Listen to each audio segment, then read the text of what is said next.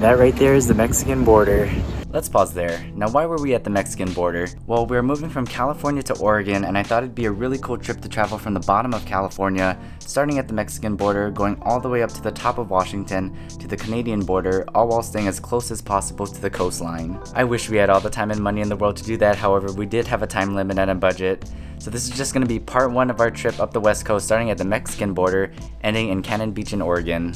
We'll for sure be doing a continuation of the West Coast trip starting at Cannon Beach and eventually making our way up to the Canadian border, so please subscribe to this channel to see that happen one day in the future, and also please subscribe to this channel to see the series of videos I'm about to release of our trip up to Cannon Beach. Now with all that out of the way, let's go back to May 2nd, 2022, back in Anaheim.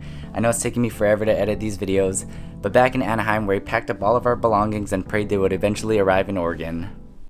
This is the first of many gas station stops that we're gonna have to do along the way. 5:39 here. I know it's a little weird that we're driving south when our final destination is north in Oregon, but I really wanted to start at the very bottom, and there were still a few things that I really wanted to do in San Diego as well as the south of Anaheim, one of which was visiting the flower fields. We made it to the flower fields here in Carlsbad, and look at all of those flowers on the hill.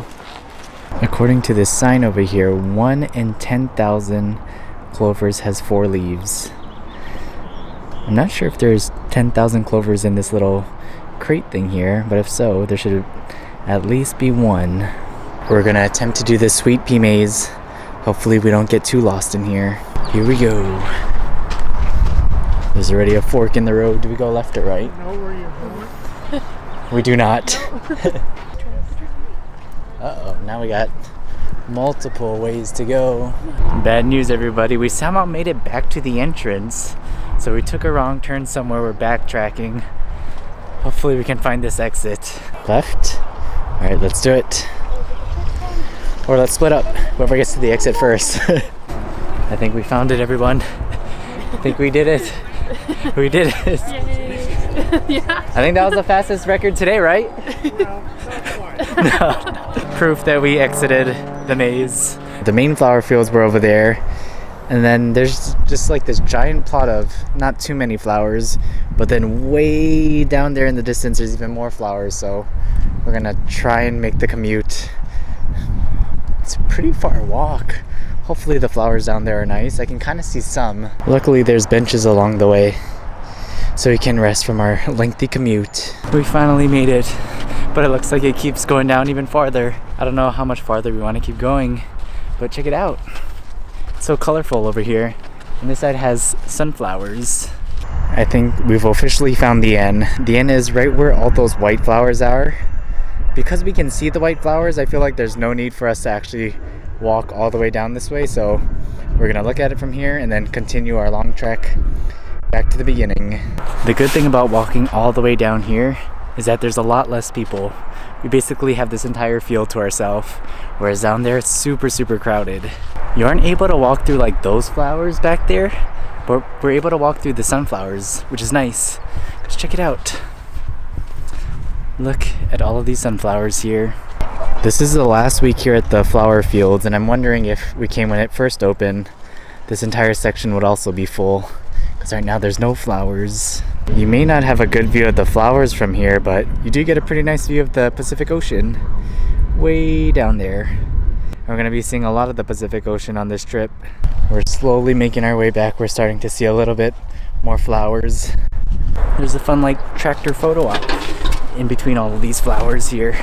So I'm pretty sure right there is the end of this side of the flower field. So we've finally finished exploring the entire flower fields here. Also, I think we should have paid for the tractor. If you don't want to walk, you can pay for that tractor. It's like a bus stop system that'll drop you off at various points, so you don't have to do the walk like we did. I kind of want to buy a plant, but I don't know if it'll make the trek all the way up to Oregon. You can get some pretty cool merch here. We got some shirts, tank tops, hats. Look at this bag of ladybugs. They're actually moving in there. That's crazy. Alright, we are leaving the flower fields now. I enjoyed it. I'm glad that we did it once. I don't know if I'd have to do this again, but definitely do need to experience it at least once. Actually, if I were to do this again, I'd probably do it at the start of the season just to see how different the flower fields look compared to now on the last week. Alright, so that was the flower fields. Tickets were $22 per person plus service fees, so the total for the both of us was $49.90. It was pretty incredible to see so many flowers, and it was a great way to start the trip. It was something the two of us have been wanting to do while living in California but never did. Now once completing the flower fields, we continued south to reach the true origin point of the trip, where we started this video. That right there is the Mexican border. We're here at the Las Americas outlet. This is the official start of our road trip all the way up to Oregon. It's so crazy how we're so close. This is actually a pretty good outlet mall, and by pretty good I mean they had a Disney outlet, which I wasn't expecting. Anyways, we are now officially starting the road trip up north. We're gonna go check into our hotel right now. Check out that view. Ignore the construction there, but look at the view of the pier. We'll just zoom in and crop out the construction. That's a really nice view over there. So there's a nightly sunset reception from 6 to 7, and it's just after 6. We ended up getting a couple of sodas. We got some pita bread and some dip. But this view is incredible. The sun sets in about maybe like an hour and a half. So nice. We're currently on the beach, but this is our hotel. We're staying here at the Pier South Resort down here in San Diego. We're waiting for the sunset, but we got dinner at this place called Dogo Gus. We got some of their dogo fries as we wait for the sunset here.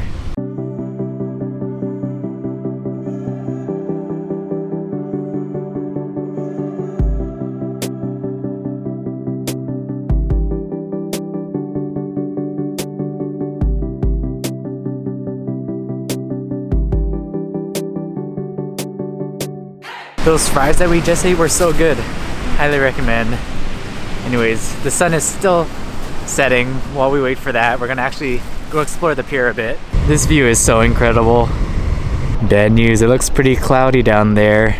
The sun is disappearing, so we can't actually see a full sunset. Unless maybe it clears up, but it's pretty dark over there. This is what's at the end of the pier. It's the Tin Fish restaurant, seafood restaurant. No sunset. So we are back. This place is just too good. We're actually gonna try and get their dessert, or we're gonna get some churros here. Bad news, they're actually out of the churros for tonight. But since we already paid, they're gonna give us the Oreo shake instead. Oreo shake has been acquired. Good night to the pier in the distance. And with that, day 1 is officially over. I hope you enjoyed watching this video, and I hope you enjoy the rest of our trip. Thank you all for watching, and I'll see you in the next video for day 2.